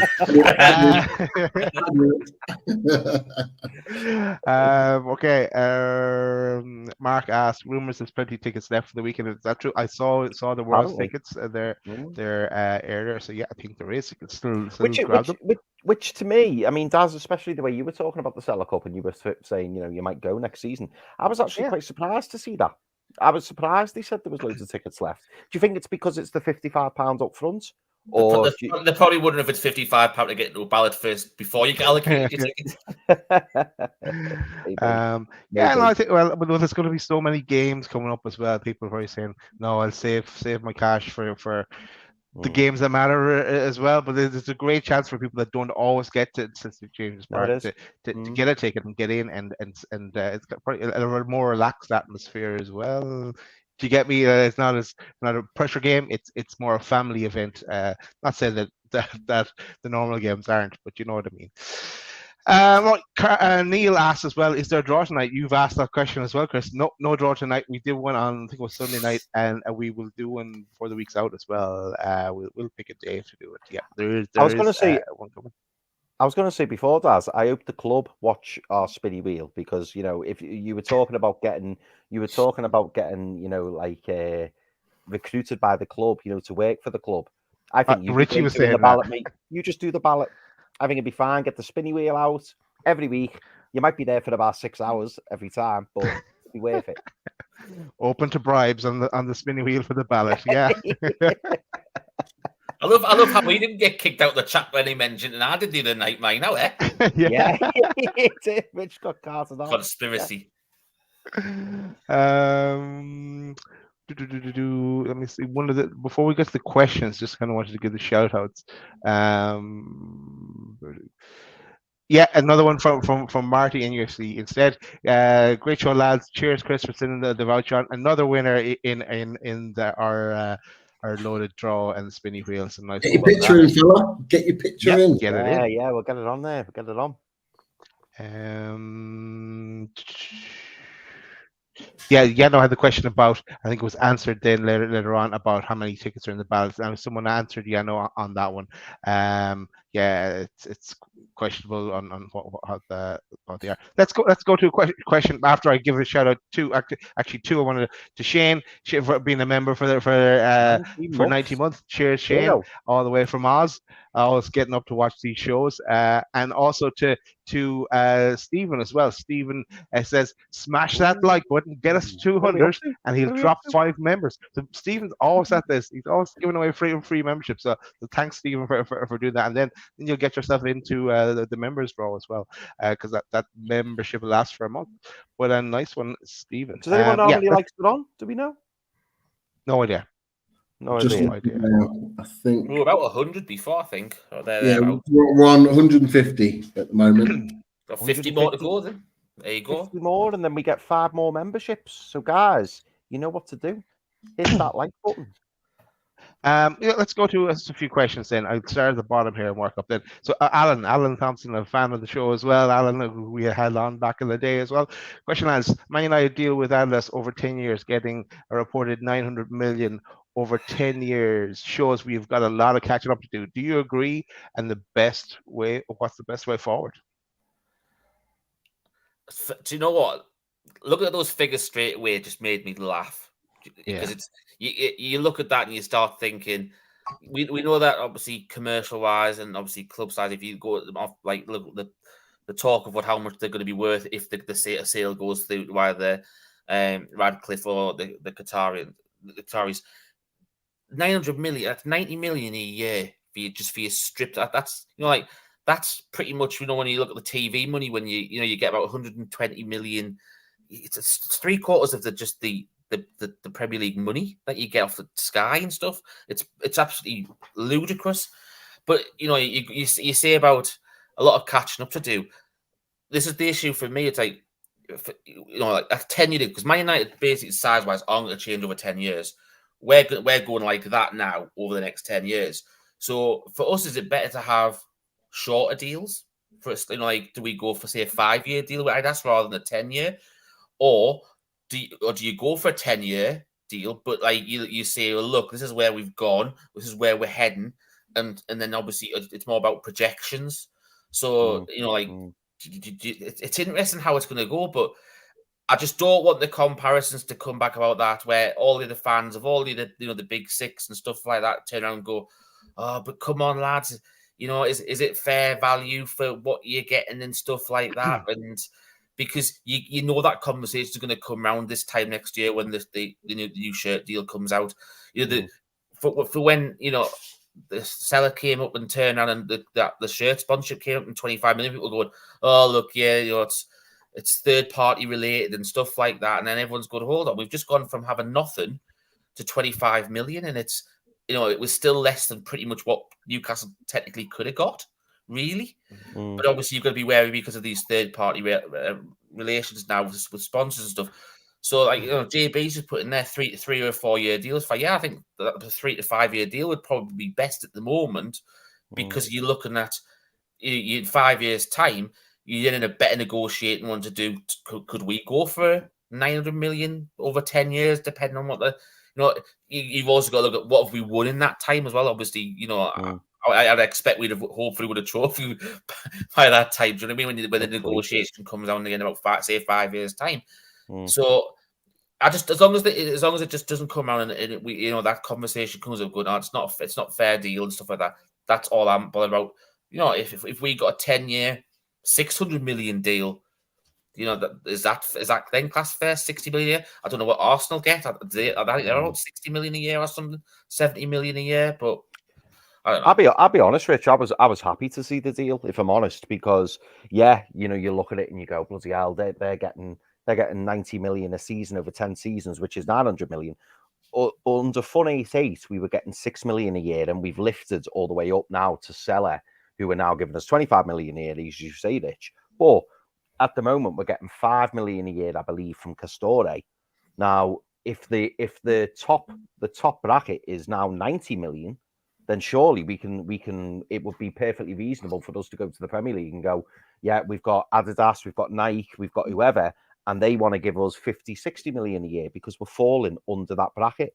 So the fact that they've gone so high, I'm quite happy with, and I agree with you, Rich, and that we should be looking at a 3, possibly 4-year deal. I think JB said it in the chat.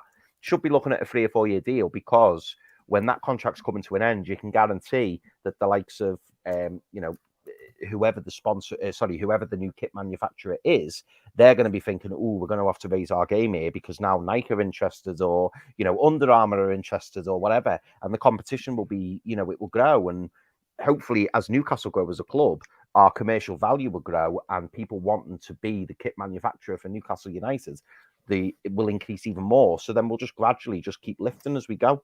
So for me, when I saw the 90 million a year, 10-year, 900 million deal, I was quite happy because then I thought, well, we'll just sit below that, but gradually we'll build. So they've set a very high ceiling for me, which means that we should be able to get 500, 600 million or 50, 60 million a year quite comfortably. That's how I see it anyway. Okay. Yes, let's go to another question.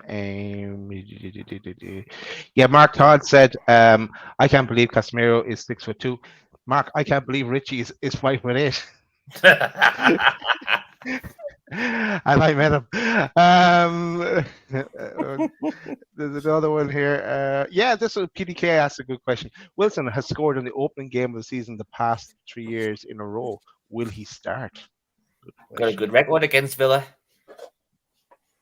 He does well against the clubs he has a good record against, doesn't he? He might well do then. Fingers crossed. Isaac starting though, lad, surely. It's a difficult problem to have, isn't it? But it's a nice one. Well, definitely. What? Wow, I think we need the music, guys. Yeah, I saw that as well. Right, let me find the music. The music needs to be played twice there. Received. Super chat received. Dominic, thank you very much for the donation to the channel. Thank you, Dominic. Thank you, Dominic. Still, I'll say, Pete, you'll have to turn down and say to Dom Scurr, we went to, he didn't have to pay to come on the show. Cheers, Dom. That's much appreciated, Dominic. Thanks very much. Thank you, mate. Thank you. That's lovely. Glad that you're enjoying the show. Yes, okay, this is a good one from Leon. Do you think the ballot system would negatively affect the atmosphere in the ground? I know that was the kind of thoughts going on Twitter as well, all this ticketing talk, but it is a very good question. Anyone want to chirp in there? I don't know. It's a difficult one because obviously I know that we were all at the Southampton game together, and the atmosphere. Obviously, we've never been together as a five. Obviously, at the time, watching the game together, and the atmosphere was good. And obviously, I know Pete and Chris. We've all been to games together or separately, and you've got different fans around all the time. So it's for me, I'd like to hope it doesn't affect it, because at the end of the day, some of these people might not have been to see a game for years, so they'll be really passionate about getting involved, and hopefully the atmosphere that they see what's going on around them, and they actually want to be part of that rather than just sit. Obviously, I think it's more when you start to have the commercial side of it, and like obviously the talk. Obviously, you look at Man United having the prawn sandwich brigade. I think that's the type of thing you're more concerned about. But I think when it's like genuine fans who want to be your member to go to a game, which there might not have been one for a year. For me, I don't think it would personally, but obviously I don't know what Pete and Chris think on that. I mean, for me personally, like I wouldn't say negatively impact the atmosphere. I wouldn't say that, but you could, I suppose, with the ballot, you could end up having, a totally different fan base in the stadium. It would have to be a completely different fan base. But what I'm trying to say is, your usual fans who go week in, week out. They'll obviously be singing all the songs. They'll be familiar with the surroundings and stuff. If you have people who are going to their first game, or maybe fans who, I don't know, fans who don't always get to the game very often, or maybe the atmosphere would be different. I wouldn't say it'd be negative, but it could be different, is what I would say. Yeah, I don't think it's going to be. Definitely won't be negative.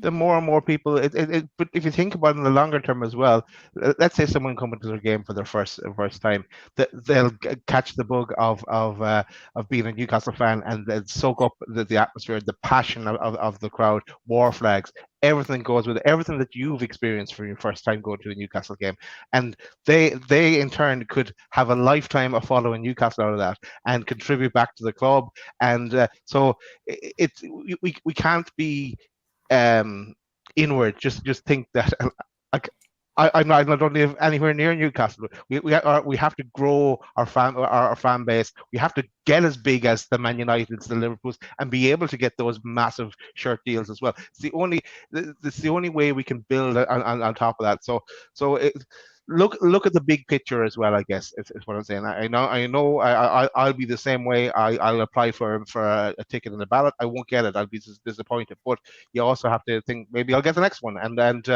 we have to think long term. It's the only way we're going to grow. Right. Maybe we'll go for Caesar, another question. Anyone been paying any attention to the free agent market? Anyone catch your eye there?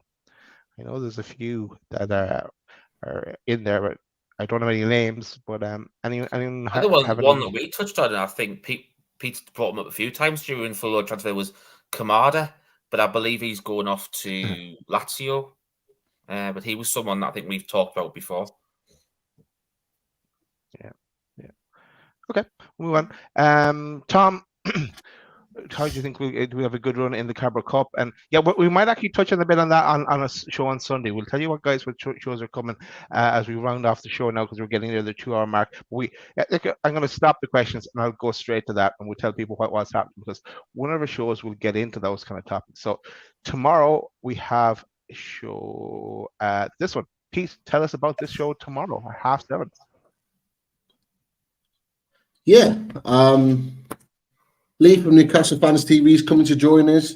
Obviously, he had his ventures in the US, and it'd be interesting to get his opinion on the US fan reaction to Newcastle being in the States, but also get his opinions on all things Newcastle and what he thinks ahead of the brand new season. So just something a little bit different to get him on there and get Lee's opinion. He's really looking forward to coming on.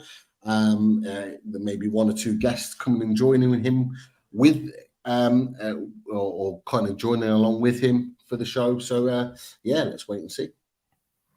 Yeah, no, that'll be interesting tomorrow. And if you haven't caught on Newcastle Fans TV's journeys in the States, I'm catching up with them now, and they're pretty good. So keep an eye on that. As are Adams as well, if you haven't seen Adams. Also, then on big one, Chris. Oh, sorry, Daz. Just to check, Pete, have you told Lee that we're banning all talk of the charity match last season? No, I think we need to plan ahead to the next one. We do need to get the next one. You're right. Yeah, you're right. Yes. You're right. And forget the previous one. Let's look ahead to the future and look ahead to making it bigger and better. That's what I say. 100%. Speaking of bigger and better and looking ahead to the future, Sunday night we have a nice little show planned as well. Our loaded prediction show, and even in that picture there, a few of those players are already sold. So don't take any notice of that. But yeah, a prediction show. So what we're going to do there, actually, no, I'm not going to tell you what we're going to do. Tune in to find out, because we're going to make it a bit of fun and interactive as well. So you can play along in the chat as well. And we will have a guest you haven't seen for a while as well coming to join us. Ooh. He might have a new intro as well. We might roll that out on the night. So stay tuned. Stay tuned. I like that. Yeah. Oh, Chris. I know I didn't say anything. Right. So that's on Sunday night. We are back with another show on Monday night. The lads don't even know about it yet. But we maybe won't mention that one. Do you want to mention that one now, Pete? Because I've no poster doing it, or do you want to save it for during the weekend or whatever? Well, Battleground Europe returns. Battleground Europe is in full effect. The boys are coming back on to talk all things new season ahead, European football. So we've got representatives from a number of clubs at the top end of the table. And yeah, really looking forward to it. It should be a fantastic chat. Ooh, cool. I do love a good Battleground Europe. Do love it. Oh, always good shows, and to kick off the season as well should be nice. While I'm at it, I'll give a shout out to our sponsors. Shout out to H2O Bathroom Design Co., the Northeast's largest supplier of Velcro and Bosch bathroom wear. Team Valley Gateshead, over 20 years established, ran by the family. Get down to the showroom on 11th Avenue, Team Valley Estate, Gateshead. And you all know already, but look at those beautiful bathrooms that they have, and I'm sure they're even updated again in that showroom, so get down there and check those out. Also, shout out to Russ. Hope you're good, Russ, and the radiatorshed.com, as we put the lads in jail, and you know already the fabulous radiators that are on offer via Russ, and also via the Install Works, and he will sort you out and all your radiator needs. And dimension loaded, you'll get the discount. Why not? That's it for the sponsors. Lads, is Anton any final thing we want to run with before we close out? All I'll say is free Jason Tyndall. Get it hashtagged, get it out there. Free Jason Tyndall. That's all I'll say. Touchline ban is an absolute disgrace. It's got the actual managers and coaching technical area, the information on there. I don't really care. Free Jason Tyndall. Get it hashtagged right now. Mad dog. Let him loose. I love it. We have an old Jason Tyndall tune to see out the nights as well. But thanks everyone for joining us. Make sure you hit that like button on the way out, and subscribe if you haven't subscribed already. We are back tomorrow 7:30. See you then. How'd you like that?